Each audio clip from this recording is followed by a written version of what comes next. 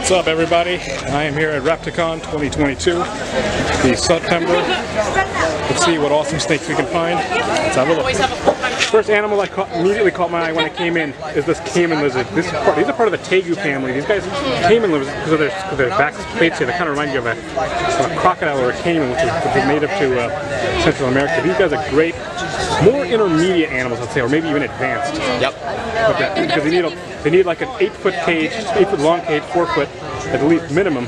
You want to have a place where they can swim, and they're kind of like a velociraptor when they dive into the water. The guys we eat. These guys are primarily snail eaters, so you got to make sure you have a good source of snails. Would make really good for advanced keepers. So these guys are beautiful. Let's hope we can fight this Tego band in Florida too, because these might also get an attitude, but he is so damn beautiful. The first snake I'm going to show you is this beautiful champagne paradox ball python. Now the paradox gene, unfortunately, is not genetic. The champagne gene is a co-dominant snake, but the super champagne is lethal. So oftentimes, there's never been a super champagne that's lived, at least. That could change. You never know. This was proven out in Ghana, believe it or not.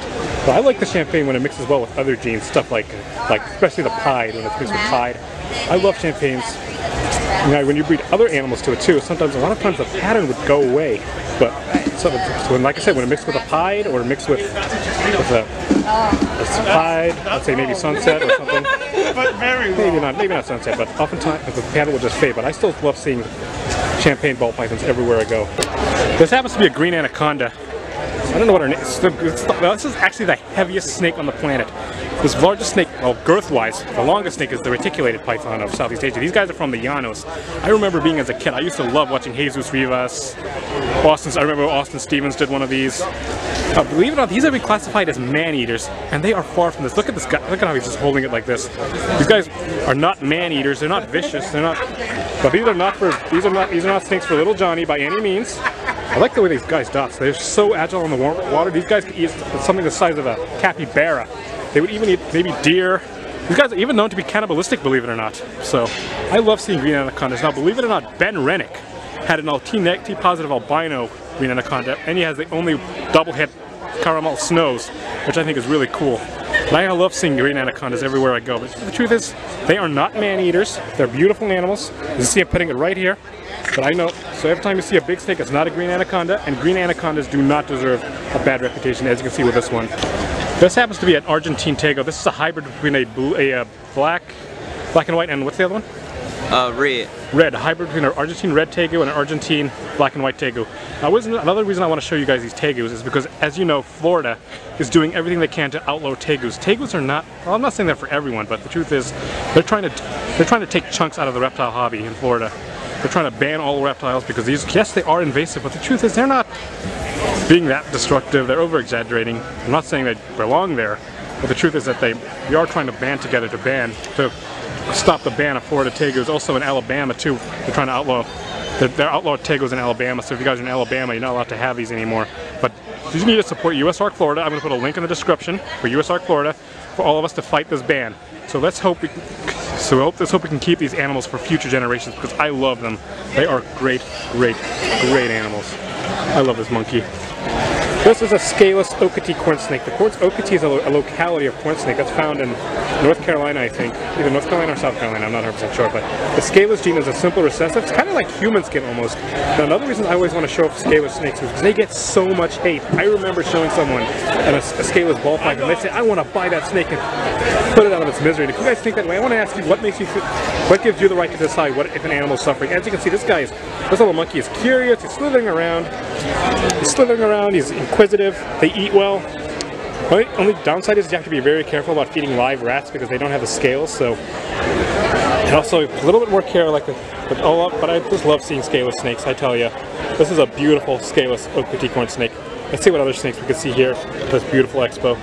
This happens to be a Florida garter snake, eastern garter snake that's native to Florida. As you can see, garter snakes are one of the most polymorphic snakes, I should say, on the planet. Because you get the eastern garter snakes would look blue when you go to Florida. They look another color when you go to Toronto, Canada. They would look a bunch of different colors. So these guys, the garter snake's a great. Let's say you guys are looking for a pet snake, but you don't want to feed rodents. You know, you can feed a garter snake You can avoid the rodent diet. You can feed it fish, worms. You gotta use calcium powder though all the time. But you do not want to feed goldfish, however. So this is a great snake. Again, you don't want to feed rodents. Garter snakes could be for you, but you just got to be careful what kind of fish. So if you guys are looking for garter snake, make sure you reach out to a lot of people. This is a beautiful, beautiful snake. Let's have a look at this chunky monkey. This is a Matamata turtle. Matamata is Spanish for spick turtle. These guys blend so well into the leaves down below, and their bite is like snap, is quick. These guys will eat fish primarily. It's one of the fastest striking turtles on the planet. These guys give a mean bite, these are not for beginners, not for everyone. You gotta have a big pond, but I love seeing these animals here. I love seeing Matamata turtles. That was an albino recently discovered. I can't wait to get my hands on it. Even though it's going to be pretty expensive, but I think it's going to be worth it. I look at how well this thing is blended. If you guys ever swam in the Amazon, you would never find these guys. This is a really, really cool animal. Alright, so first thing I'm going to show you guys with the this is the super banana pied. You guys know how much I love banana pies. They mix together really well. I really don't believe like a super pie because I really don't see much of a difference when you breed a super banana. But the truth is, when they mix together with the pied, they are like, I think it's like a little bit of purple, a little bit of white. It's like a cool ice cream flavor. You guys know how much I love the pied ball pythons. You know, the pied ball python is produced right here in Maryland by Peter Call, and they used to sell for $25,000. And I think I'm kind of like Brian Barczyk a little bit. I think it's one of my favorite base morphs of ball pythons, if not my favorite. But I love seeing pied ball pythons here. This is a beautiful snake. You guys ever looking for a good combo? A pied could be for you. Let's have a look what else we can. At the same table, this is an albino Burmese python. You guys know how much I love Burmese pythons? Like, again, we need to stand together for all of us to make sure these loas don't get affected, because they could affect us. Florida is trying to ban Burmese pythons again. Believe it or not, back in the day, you were allowed to have Burmese pythons in Florida, but you needed to have a permit. And I think that's the way we should do. I love Burmese pythons. Bob Clark produced the albino Burm back in 1980 or something, sometime around that time, but I love seeing albino Burms. And every time I see one of these albino Burms, you guys know Brian Barczyk had an albino Burm named Sunshine, who unfortunately died. I was so never get a chance to meet. I always get so reminded of her every time I see albino Burms. I just love albino Burms. I'm at TV Reptile Zone. I'm going to put a link for their Facebook, link for their description. Go show them some love. This is a panther. Yeah. This is a Panther Chameleon. This is a great chameleon species. These guys love bugs. These guys have long tongues. They would shoot out. And it's kind of sticky when it sticks to bugs, insects. Now, chameleons are not good handling animals, really. They're really good display animals you can set up in your living room or something. Now look at it. You see, this guy's really cool. These guys, the common myth with chameleons is that they change color. No, they don't. They change, well, to blend in with the surroundings. They do change color. Depending on the mood, they'll turn darker to absorb heat.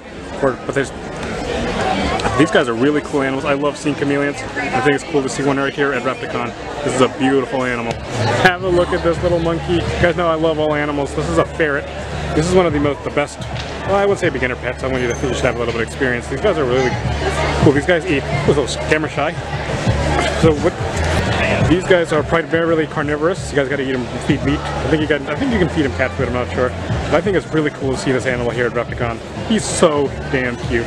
He's a cute little monkey. This animal, this is a sunset blue-tongued skink. Look how beautiful she is. She's beautiful. It's kind of like a rubber skin, to be honest. But these guys are so cool. And blue-tongued skinks are the next generation of animals. You guys want to make millions? Well, I wouldn't say millions, but the next big thing in the reptile industry, as Brian Barczyk said, is a blue-tongued skink. These guys are northerns. You get many kinds of the easterns and northerns. They're Maruks. These guys, their defense mechanism is to stick their tongue out, which really isn't not a good defense mechanism. But this is really cool. I think this is how the Maoris started their tongue flicking back in the ancient days. I think it's from these guys, because they're from the same area, almost. I think this is really a beautiful, beautiful snake. Cut him right here. This is pretty damn cool. This is a lychee gecko. This is the largest gecko species in the world. These guys get bigger than tokays, believe it or not. And you guys know how tokays are nasty, so you guys are like another version of a turkey, but it's not as aggressive. If you want something big, a suppressive gecko, this is an option for you. These guys don't have the attitude. These guys clean so well, and look, and they blend so well. Look at that monkey there. What is that gecko? This is a lychee gecko. So these guys, how much is it? $2.50. These guys are, believe it or not, these guys are cheaper here than in South Africa than here, because in South Africa they'd be like $900 there, which is like the rand is weak though. But I think it's cool. Look how beautiful he is. He's kind of cute. See what else I can see up there. This is another one of my favorite combos here in ball pythons. Yeah. This is a super Mojave ball python, which is another word, a blue-eyed leucistic. Now, there are a bunch of animals that would make a blue-eyed leucistic. That's not just Mojave. There's lesser. there's bamboo, there's butter. Now, believe it or not, if you breed a Mojave to a butter, you get a blue-eyed Lucy as well. You breed a Mojave to a bamboo as well, you also get the blue-eyed leucistic. I love the blue-eyed leucistics. Please, for all you football fans, if you're a Patriots fan, just kidding. If you're a Patriots fan, Chad Brown bought a blue, I think it was an ivory ball python from Chet Peter Call for $125,000, which I think is really insane. Like, think about it, you get your kids' college fund and you have one snake, but I tell you, I love seeing blue-eyed leucistics. I love to see this animal right here at Repticon. This is a beautiful snake. This is a pinstripe high white crested gecko, both polygenic traits. It needs years of line breeding. I love crested geckos. They're great beginner geckos if you guys are looking for a gecko that's a little bit more unique than a leopard gecko. These guys are a great option. These guys are going to need an arboreal cage. You guys get a specialized crested gecko diet for them. So in the wild, believe it or not, it's very rare to see these guys with their tails in the wild. I remember watching Dave Kaufman's video of crested geckos in New Caledonia. He said he offered $1 million for one who had had a tail. But of course, everyone has a tail, which is rare. But I think it's cool. Yeah, look at him hanging up right down there. I love crested geckos. This is a great option again. Want a good gecko? That's cool. They're very good for starter people. Great for beginners. This is an option. This happens to be a Brazilian Rainbow Boa. You guys know how much I love epicrates. You get the Colombians, a lot of Rainbow Boa species. But the Brazilians are more intermediate snakes. If you guys are looking for a boa, this is a bridge between a Kenyan sand boa and an adult red-tailed boa. So these guys got a little bit more humidity. Now this is a better option if you guys are looking for you guys want something like an anaconda. You guys have the dots like an anaconda, like Clint Reptiles would say. But I love seeing Brazilian rainbow boas. These guys are very arboreal in the wild, believe it or not. The reason why they call it rainbow boas is if you can see the light here, rainbow iridescence in their skin, which I think is really cool. I love Brazilian rainbow boas, and I think it's cool to see this animal right here at Repticon. Now rainbow boas are becoming polymorphic. You got the albinos, you got the leucistics, the hypos, the granites. It's a beautiful snake. Look at the dot here, much like a green anaconda here. So I think it's cool to see a Brazilian rainbow boa right here at Repticon. He's beautiful. This is a blue-gill leucistic axolotl. Axolotls, believe it or not, have the ability to, once they lose a body part, they can regenerate, believe it or not. We're using these in medical research, believe it or not. Now, these guys are critically endangered. They're found in a very small pond lake in Mexico. But thanks to captive breeding like this, these guys here, they're readily available in the pet trade. So these guys are, as you can see, we got a bunch of morphs. We got the leucistic, we got another leucistic, there's an albino right here. We've got a copper axanthic, a bunch of polygenic coming from the captive breeding of these amazing amphibians. These are great for beginners, but if you guys are looking for a cool amphibian, an axolotl, you just gotta have a lot of water. It's a great option. It's a beautiful animal right here at Repticon. Thank you. This is what a normal northern bearded dragon, northern blue-tongued skink would look like. As you can see here, look how she's turning around. Look how beautiful they are. Again, their defense mechanism is to stick their tongues out as a defense mechanism, which is, I think that's what's inspired the Maoris to do that. They're from that same area, I think.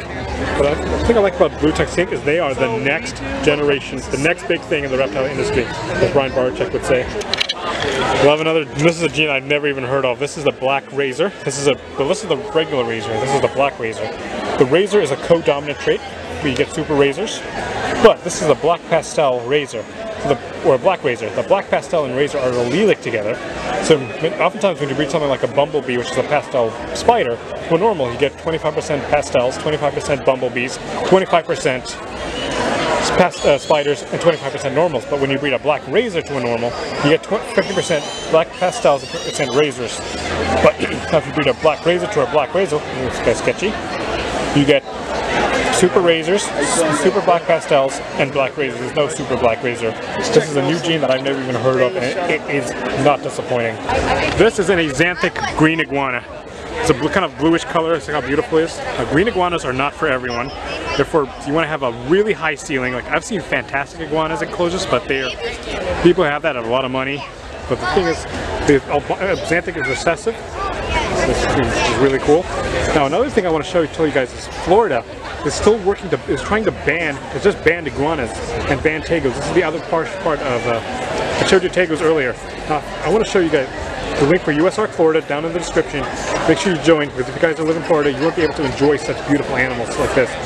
I love the green iguanas. Again, not for everyone. You need to be a little bit more experienced, and I still love seeing the blue iguana right here at Repticon. We got a black pastel, blackhead, phantom ghost. Phantom's co-dominant. Blackhead's codominant, but I don't see much of a difference in the super. And the black pastel is codominant to beautiful snake here. Now the ghost is recessive. Look at that! I like the way those genes match well. Kind of reminds me of a regular Mojave, but it's pretty cool. Either way, Mystic Potion Ghost is the combination it's called. This happens to be a pastel lesser Hatari. This is the Hatari genes. Is something I haven't even heard of yet. This is the first time I've ever seen it because I'm seeing all sorts of new mutations now. So the Hatari is apparently basically like a granite pattern. So it's codominant. There's a super form. It's called the Atari. So unfortunately, I don't think I've ever seen one yet. But this is really cool. I like how the patterns, pastel and lesser, mix together really well in my opinion. They mix pastel lesser fire is really beautiful. It's a really enhancing gene. Again, the lesser gene is linked to the blue-eyed leucistic. Now, I don't think I've ever done what an Atari would look like, so I'm looking up really quick. Okay, there you go. So this is what the so this is a pastel lesser Atari. This is beautiful in its own right.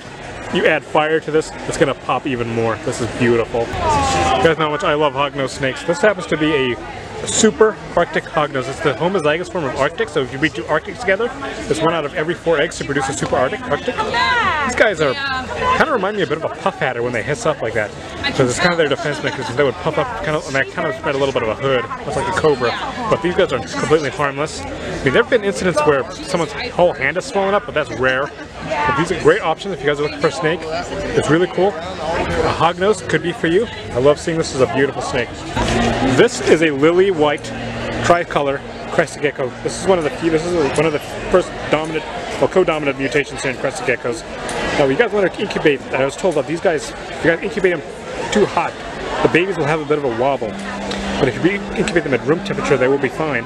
But the thing is, now, it's also got a tricolor, which is a polygenic trait, which is years of breeding for that specific bloodline.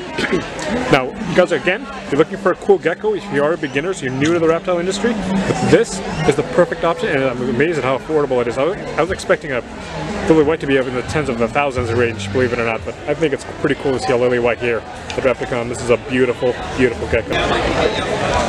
This is the deep super pastel purple passion. This is the deep purple passion. This is the pastel Mojave phantom. Now this is the regular pastel phantom Mojave.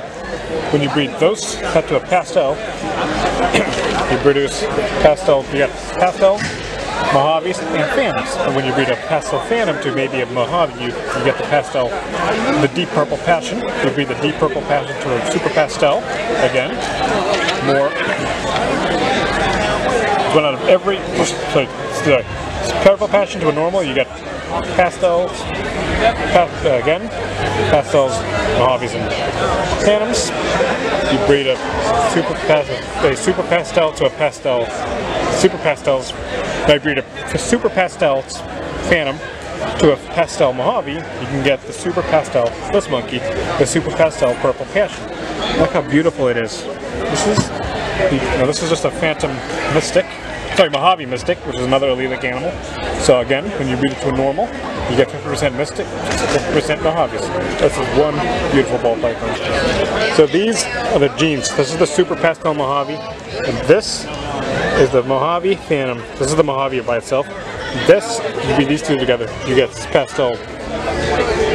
You get pastel, deep purple pastel phantom Mojaves. When you breed this is the pastel phantom. You breed these two together, you get the super pastel purple passion. Beautiful, beautiful, beautiful ball pythons. Another gene that I haven't heard of yet is Huffman. These are pastel, black pastel Huffmans. The black pastel and the Huffman are allelic, so when you breed them to a normal, you get 50% black pastels and 50% Huffmans. Now the thing is, they mix together really well. They're much like you breed a black pastel to a cinnamon. I think this is, you guys looking for something that's dark, because a lot of times with super black pastels, they can be kinking, and a lot of them don't make it. Much like the super cinnamons. But black pastel, there's never been any kinking with that. Well, I shouldn't say never, but it's not as dangerous as that. But I think it's pretty beautiful in its own way. Add pastel, you add fire or lesser to this is going to even pop. This is another lychee gecko. These guys are the largest geckos. These guys are native to New Caledonia. Okay, these guys blend in so well with their surroundings. So if you guys are walking through the forest of New Caledonia or wherever, you would not be able to find these because of how well they camouflage are. This is another great lizard. And you guys are looking for a gecko, because you know what, tokays gets big and it's impressive, but tokays are nasty. Now, lychees is another option if you guys want a big gecko, but I want you to have experience. Again, you need to be experienced, but I tell you, I love seeing these animals right here. This is one beautiful gecko. I love these guys. Alright guys, I'm back at home. Thank you so much for watching. Listen guys, I'm going to put a link for my GoFundMe page for my snake business. Please support if you can. I'm trying to get as much as I can. I'm trying to launch this year. If you guys could, really appreciate it if you guys could help. Please know that I'm here for you guys. If you guys need a prayer, I'm praying for you. Thanks for watching. Let me know what animal you thought was the coolest. Link for my Instagram is in this description. Link for my Facebook. Show me some love, please. Make sure you ever go to support your local reptile expos. Have an amazing night. God bless. Can't wait to see you. Can't wait for the next reptile expo or the next animal adventure soon.